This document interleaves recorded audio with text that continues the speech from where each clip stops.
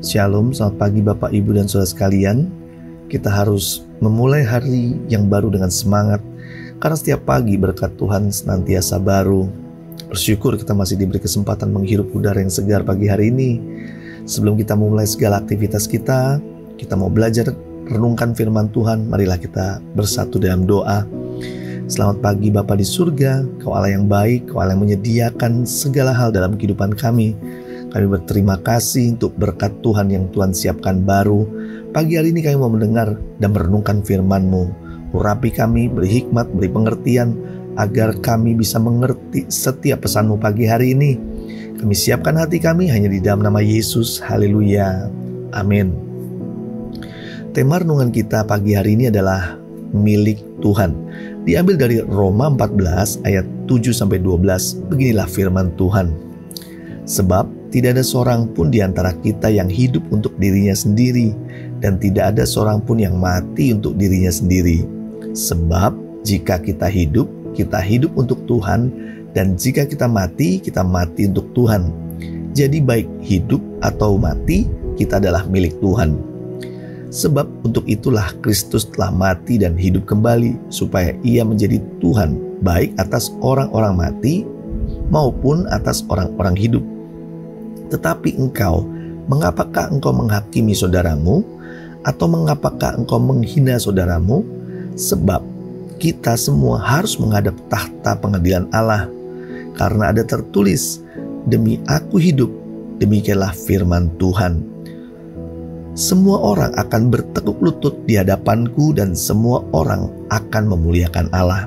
Demikianlah setiap orang di antara kita akan memberi pertanggung jawab tentang dirinya sendiri kepada Allah. Saudara yang dikasihi Tuhan, kita perlu bersyukur karena hidup kita menjadi milik Tuhan.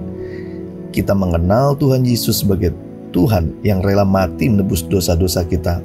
Bisa dibayangkan jika kita tidak ditebus dosanya dan pelanggaran kita nggak punya pilihan lain selain menerima hukuman kekal di neraka. Saat iblis menipu kita dan kita terjatuh dalam dosa, tadinya kita adalah milik Tuhan, direbut menjadi milik iblis. Dan saat itu Tuhan berinisiatif untuk mengembalikan segala miliknya melalui penebusan di kayu salib. Menjadi milik Tuhan adalah sebuah anugerah. Kita harus menyadari siapakah kita sebenarnya. Kita adalah ciptaan Tuhan, dan firman Tuhan mengatakan dengan jelas kita adalah milik Tuhan. Tuhan dapat memilih apa saja di dunia untuk menjadi kesayangannya. Dan beruntungnya kita, Tuhan yang besar, Tuhan yang penuh kasih itu menjadikan kita menjadi milik berharga di dalam kehidupannya. Saudara yang kasih Tuhan, sebagai miliknya Tuhan, sudah pasti kita akan dirawat, dipelihara, dijaga, bahkan dijauhkan dari hal-hal yang berbahaya dalam kehidupan kita. Dimiliki oleh Tuhan ada sebuah kehormatan dan kebanggaan. Kita perlu bersyukur Tuhan yang maha besar dan ajaib menjadikan kita harta kesayangannya. Hiduplah dengan benar, dengan memuliakan Tuhan, dan ingat segala hal yang kita perbuat akan dipertanggungjawabkan kelak pada Tuhan. Percayalah, sebagai milik Tuhan, kita senantiasa dilindungi dan dijagainya, bahkan diberikan tempat yang terbaik satu hari nanti. Marilah kita berdoa. Bapa yang baik, kami telah mendengar firman-Mu. Kami menyadari bahwa kami adalah milik Kristus.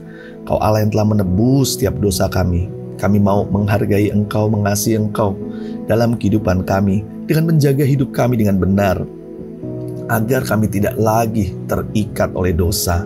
Terima kasih Tuhan, pagi hari ini berikan kami semangat menikmati segala berkat Tuhan. Berikan kami kekuatan untuk mampu menghadapi segala badai dalam kehidupan kami.